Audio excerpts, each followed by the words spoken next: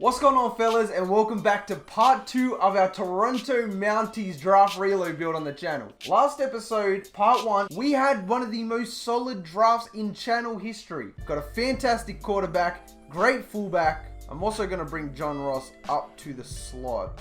Our O-line could use a lot of work, which is what we're going to kind of emphasize this one. We picked up 2 of the 3 pieces of our linebacking core. We also picked up a defensive tackle and one hell of a cornerback by the name of Ricky Hollier.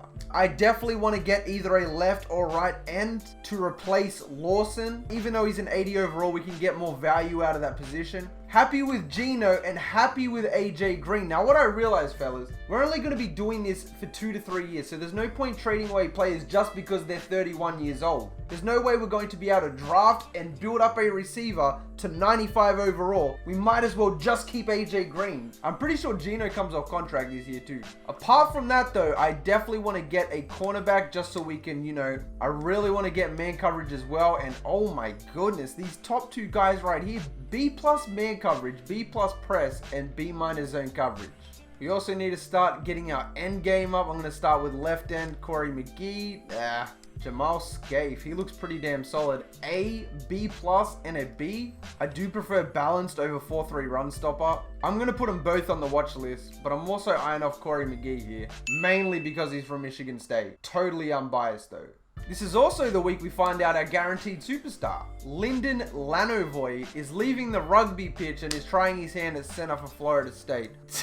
Well, that's good though. We have a guaranteed superstar offensive lineman. We're just going to draft this guy straight up. So if you guys remember, we traded with the Jets to get their first pick. So we have 2 in the first round. Now, I am super determined to actually make the playoffs this time around. You'll notice if you go into start weekly training, I've already gone ahead and got the gold and silver for both of these. Simulate that. And everybody gets a nice little hefty bonus out here. Look at that. Michael Hoover, 1,000. That doesn't include the 300 he's about to get here for being a superstar. So that's 1,300 XP without even playing a game.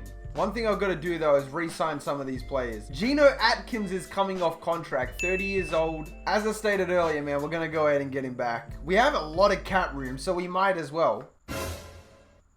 Oh, jeez. Sorry, princess. What about you, Carlos Dunlap? Are you going to be a Lejo, mate, or are you going to betray us like your other teammate? See, I'm not going to go ahead and trade all of these players away yet, like Tyler Croft, etc. I know it sounds stupid, but I just want to hang on to them for a little bit just in case. So having people like Tyler Croft, even though he won't see the field very often, is definitely better than a 56 practice squad guy coming on when Tyler Eifert gets tired. Here we are in week 15, get to check out another batch of guaranteed superstars. I've pulled 2 in the same week before, so can we get lucky again? Ross Whittle played an important role in Georgia's offensive line, only allowing 7 sacks. New record! Cool, bro!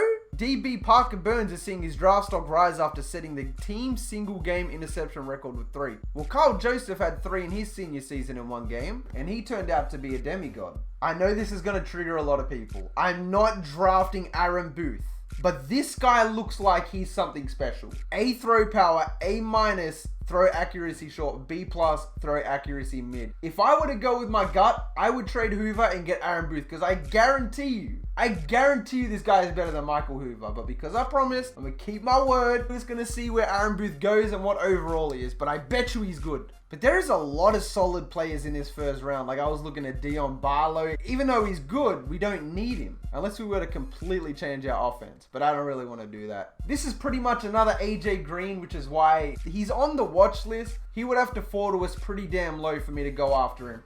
I also found in the 4th round, Josh Hoke, right guard. Now, once again, he is a traffic light, but that's pretty good for a 4th rounder, mate. I have a feeling that Josh Hoke is probably going to be pretty good. And there was also, of course, the center, Lyndon Lanovoy. So before we go into the draft, I might make a trade just to get 1 more first round pick so we can go ahead and get the center, the cornerback, and there was somebody else I wanted, but I forgot. Oh, the left end. That's right, the left end. Do you guys reckon we're going to make the playoffs? I don't think we will. We may not. We had a 5-8 record last time I checked. We didn't make it. We finished on a 6-10 record, so we weren't the most arse in the division, which is good to know. But we'll go check out some of these stats, see what we got, man. Michael Hoover threw for 3,800 yards, which isn't great. Tom Brady wins MVP, of course. Oh, man, Offensive Player of the Year. Did we get anybody? No, we did not. Even Dion Lewis made it. Defensive player of the year, did we get anybody? No, we did not yet again. But offensive rookie, can Michael Hoover clutch it? Because we need that XP boost. Let's go, baby! Michael Hoover is your offensive rookie of the year for the AFC. Did we have anybody else though? Here we go, Chris Logan. He was a fullback. No shit, fullback made it onto the list.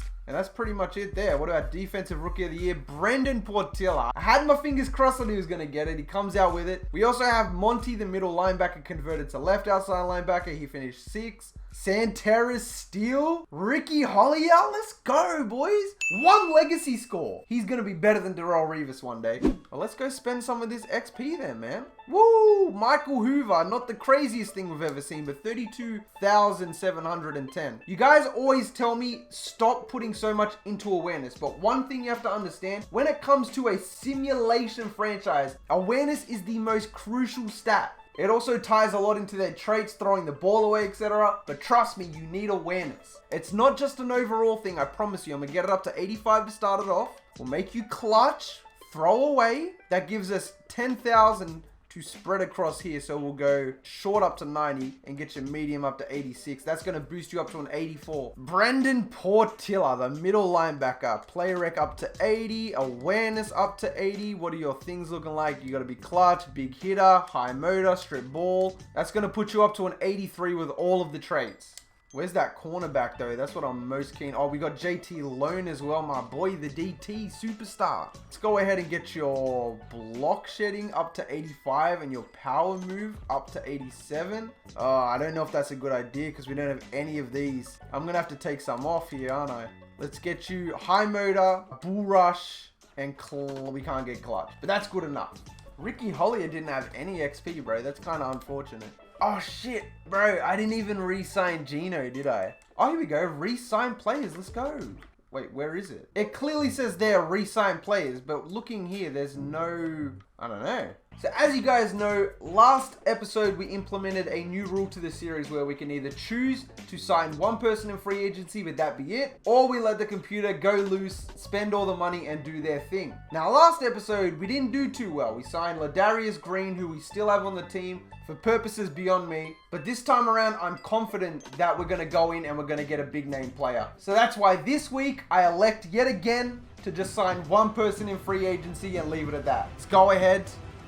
Sign free agents. Let's go, baby! Jadavion Clowney's in there. Greg Olsen, Tevin Coleman, Richie Incognito. Bro, you're not going to get this opportunity much. I feel like we got to go Clowney, though. This could be a big name signing for us. We invested a lot of money, mate. Money we don't necessarily have, but we need to just put forward right now. Jadavion Clowney, welcome to the Toronto Mounties, my guy. But unfortunately, that means that we cannot sign anybody else. Not that we have the money to anyway. Can we finish off this season? All right, fellas. Start the NFL draft. Let's do it. The Cardinals finally drafted a quarterback. I bet you he is a damn good player, mate. I'm not going to do it one by one. I'm just going to sim to next user pick. That's what's up. Okay, they didn't take a cornerback. As I said, I want to get another cornerback just to kind of solidify that. Bradley Reed, run support, great man coverage, which is what we're emphasizing with this franchise. He runs a 4.40, third in 20-yard shuttle. This is our player right here.